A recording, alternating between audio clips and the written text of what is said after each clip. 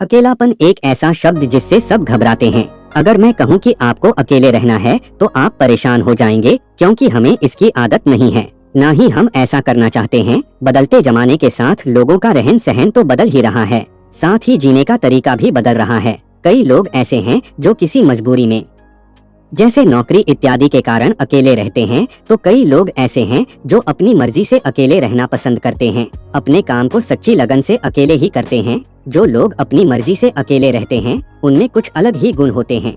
ऐसे लोग जीवन में सफलता जल्दी हासिल कर लेते हैं। अकेले रहने के फायदे अगर आपने समझ लिया तो समझो आपने पूरी जिंदगी समझ में। अकेले रहना किसी के लिए वाकई आसान काम नहीं है अकेले रहने का, लेकिन यह भी मतलब नहीं है कि हम अपने घर परिवार मित्रों से दूर रहें। अकेले रहने की भी एक कला है जो आगे आपको इसका में पता चलेगा। अकेले रहने का यहाँ मतलब है एकांत में रहकर अपने काम को, अपने सम्मान को, अपनी प्रतिष्ठा को, अपने अंदर झांकने की कला को, अपने उज्जवल भविष्य को आप कैसे आगे बढ़ा सकते हैं उसके बारे में जानना। हम अकेले रहने के उन 7 अमूल्य गुणों के बारे में भी जानेंगे। इस कहानी के माध्यम से एक व्यक्ति एक गुरु के पास जाता है और आत्मविश्वास एवं आत्मसम्मान के बनने से वो मानसिक आया और बोला, गुरुदेव मेरे दुख का कारण क्या है। गुरु बहुत ही बड़े आत्मज्ञानी व्यक्ति थे। गुरु ने कहा, अपने कुछ चीजों से चिपका लेना, चीजों को पकड़ लेना और उन चीजों के प्रति आसक्त होकर उसके पीछे भागना ही तुम्हारे दुख का कारण है। उस व्यक्ति ने गुरु को धन्यवाद किया और कहा, गुरुदेव आपने तो मेरी समस्या का समाधान कर दिया। मैं इतने दिनों से अपनी समस्या का समाधान चाहता था। आपका धन्यवाद गुरुदेव। यह कहकर वह व्यक्ति वहाँ से जाने लगा। गुरु ने कहा, पूरी बात तो सुन लो। उस व्यक्ति ने कहा, नहीं गुरुदेव, आपका इशारा मिल गया, बस वही काफी है और समझदार को इशारा ही काफी होता है। 1 महीने के बाद वह व्यक्ति फिर से गुरु के पास आया। इस बार उस व्यक्ति का हाल बहुत ही बुरा था। वो बहुत ही दुखी था और सीधे गुरु के चरणों में गिर गया और कहा, गुरुदेव आपने जो कहा था मैंने वैसा ही किया, पर मुझे सुख नहीं मिला, मुझे तो और दुख मिल रहा है। गुरु ने उस व्यक्ति से पूछा, तुमने ऐसा क्या किया। व्यक्ति ने कहा, मुझे अपने परिवार वालों से, मित्र रिश्तेदारों से दुख मिल रहा था, मैंने उसे छोड़ दिया और छोड़कर चला गया। 2-4 दिन तो मुझे अच्छा लगा, पर धीरे धीरे मुझे उनकी याद आने लगी। अपने माता पिता, अपनी पत्नी, अपने बच्चे याद आने लगे, रिश्तेदार, यहाँ तक कि अपने शत्रु भी मुझे याद आने लगे। इतना दुखी तो मैं उनके पास रहकर भी नहीं था जितना मैं उनसे दूर होकर हो गया। इसलिए आज मैं वापस घर जाने के लिए निकला था और आपके पास आ पहुँचा। आपने मुझे इतनी गलत सलाह क्यों दी गुरुदेव। गुरु मुस्कुराए और गुरु ने कहा, तुम परिवार को छोड़कर भागे, मित्रों रिश्तेदारों यहाँ तक कि शत्रुओं को भी छोड़कर भागे, पर यह तुम्हारी गलतफहमी थी कि तुम छोड़कर भाग रहे हो, वास्तव में तो तुम उन्हें लेकर भाग रहे थे। व्यक्ति ने कहा, पर गुरुदेव मैं तो किसी को अपने साथ नहीं लाया। गुरु ने कहा, जो चीज हमें दुख देती है वह कहीं बाहर नहीं होती, यहाँ तक कि जो हमें सुख देती है वह भी बाहर नहीं होती। यह सब परिवार वाले, रिश्तेदार, मित्र, शत्रु सब कहाँ बसते हैं, यह सब हमारे मन में बसते हैं। और जब तुम भागे तो तुम अपने मन को साथ लेकर भागे और तुम्हारे मन में यह सब तुम्हारे साथ भाग रहे थे, तो तुम इनसे कहीं दूर गए ही नहीं। जब जो चीजें मन में बसी हो और वह आसपास हो वह हमें बहुत लगता है, पर वह बहुत कम होता है। और जब हम इन चीजों से दूर हो जाते हैं यानी छोड़कर भाग जाते, तब मन उन चीजों को पाने के लिए फिर से प्रयास करने लगता है और तब यह चीजें बहुत ज्यादा दुख जैसा तुम्हें हो रहा है। व्यक्ति ने कहा, तो गुरुदेव मैं क्या करूं। चीजों के साथ रहो तो दुख, चीजों को छोड़कर जाओ तो दुख। क्या मैंने सिर्फ दुख उठाने के लिए ही जन्म लिया है। गुरु जोर से हंसे और कहा, यह बात बिल्कुल सत्य है। यहाँ सब सिर्फ दुख उठाने के लिए जन्म लेते हैं, पर यह भी सत्य है कि इन दुखों के पार सुख है और उन सुख के पार दुख है, फिर सुख और फिर दुख है। जिन चीजों में हमें सुख नजर आता है वह दुख देते हैं और जिन में नजर आता है वही सुख का कारण बन जाते हैं। उस व्यक्ति ने कहा, गुरुदेव क्या इस सुख दुख के माया जाल से बाहर निकलने का कोई रास्ता नहीं है। के साथ रहते हैं यह अकेले रह ही नहीं पाते। वो कितनी। गुरु ने कहा, रास्ता तो है, मगर तुम इसी दुनिया में रहना चाहते हो, इन सब के साथ रहना चाहते हो, तो तुम्हें एक काम करना होगा। तुम ऐसे ही रहो जैसे कि तुम इस दुनिया में अकेले हो, सबके साथ रहो पर अकेले रहो। व्यक्ति ने कहा, पर गुरुदेव ये कैसे हो सकता है। गुरु उस व्यक्ति को एक जगह पर ले गए जहाँ एक लगा हुआ था, वहाँ बहुत भीड़ थी। गुरु ने कहा, देखो अपने आसपास यहाँ किसी को जानते हो क्या। व्यक्ति ने कहा, नहीं, यहाँ तो कोई भी मेरी जान पहचान का नहीं है। गुरु ने कहा, क्या तुम यहाँ अकेले हो। व्यक्ति बोला, हाँ गुरुदेव बिल्कुल अकेला हूँ। गुरु ने कहा, नहीं, तुम्हारे मन में कुछ चल रहा है, तुम अकेले नहीं हो। व्यक्ति ने कहा, हाँ, मैं जल्द से जल्द अपने घर जाना चाहता हूँ, अपने पत्नी से, अपने बच्चों से, अपने माता पिता से मिलना चाहता हूँ, अपने मित्रों से मिलना चाहता हूँ, वही मेरे मन में चल रहा है। गुरु ने कहा, अब यह सब भूलकर आंखें बंद कर लो और अपना ध्यान यहाँ होने वाली आवाजों पर लगा दो। व्यक्ति ने ऐसा ही किया और जैसे ही उसने ने आंखें बंद की और सारा ध्यान वहाँ हो रही आवाजों पर लगा दिया, उसे एक अकेलापन, एकांत महसूस हुआ। उसे लगा कि वह इतनी बड़ी भीड़ में भी अकेला है। सभी आवाजों के ऊपर ध्यान लगाने के कारण किसी आवाज का कोई महत्व नहीं था, बस आवाज ही थी और वह था। उसने अपनी आंखें खोली और कहा, गुरुदेव, यहाँ तो मैं बिल्कुल अकेला हूँ, सब है पर कुछ नहीं है। गुरु ने कहा, बस इसी तरह अकेले होना है, तुम रहो सबके साथ, भीतर से लेकिन अकेले हो, साथ में सब हो पर मन में कोई ना हो। जिसने इस तरह से अकेले जीना सीख लिया, उसे कभी जीवन में दुख नहीं होगा, उसे चीजें दुख नहीं देगी, वह हर चीज में आनंद की प्राप्ति कर सकता है। गुरु ने आगे कहा, महान सफलताएं अकेलेपन से ही शुरू होती है, अकेलापन ही हमें उनसे मिलाता है। अपने अकेलेपन को नकारात्मक मत समझना, बल्कि उसे एकांत समझकर खुद को जानने का प्रयास करो। जब तुम्हें एकांत पसंद आने लगे तो समझो तुम्हारा वास वजूद तुमसे मिलना चाहता है, इसलिए अपने इस एकांत प्रेम का सम्मान करो। गुरु बोले,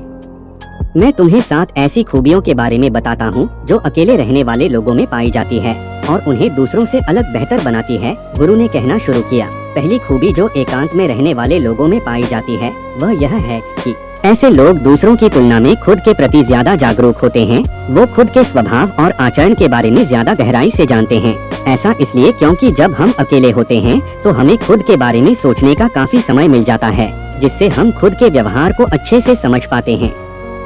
एकांत पर रहने वाले लोग खुद की कमजोरी और ताकत को भी अच्छे से जान पाते हैं, जिससे वह दूसरे लोगों की तुलना में किसी भी खराब परिस्थिति का सामना ज्यादा अच्छे से कर सकते हैं। गुरु ने कहा, अकेले रहने वाले लोगों की दूसरी खूबी है कि यह सकारात्मक सोच वाले लोग होते हैं। देखो, जब बहुत से लोग हमारे साथ होते हैं तो वहाँ एक दूसरे से तुलना, जलन, घमंड, लालच जैसे को विचार अपने आप ही मन में आने लगते हैं। फिर इंसान इन विचारों के बस में आकर उल्टे सीधे काम करने लगता है। हालांकि ऐसा नहीं है कि एकांत में रहने वाले लोगों के मन में ये विचार नहीं आते, लेकिन क्योंकि वो अकेले हैं इसलिए दूसरों से तुलना, जलन, घमंड जैसे विचार उनके मन में दूसरों की तुलना में थोड़ा कम आते हैं। साथ ही अकेले रहने की वजह से उन्हें खुद के बारे में सोचने का ज्यादा समय मिलता है, जिससे वह अपने नकारात्मक विचारों को पहचानकर उन्हें कम कर सकते हैं, जिसके कारण ऐसे एकांत में रहने वाले लोग ज्यादा सकारात्मक होते हैं। अकेले रहने वाले लोगों की तीसरी खासियत यह है कि ये लोग ज्यादा अनुशासित और आत्मनिर्भर होते हैं, क्योंकि अकेले रहने वाले लोगों को अपने ज्यादातर काम खुद से ही करने पड़ते हैं, इसलिए ये दूसरों की तुलना में ज्यादा आत्मनिर्भर होते हैं। साथ ही ऐसे लोगों को दूसरों का काम भी पसंद नहीं आता, ये अपना काम खुद करने पर ही भरोसा करते हैं। साथ ही ये लोग कोशिश भी करते हैं कि दूसरों से कम सहायता लेनी पड़े पर, क्योंकि ऐसे लोग आत्मनिर्भर और अपने काम को लेकर स्पष्ट होते हैं। ऐसे लोग अनुशासित भी होते हैं।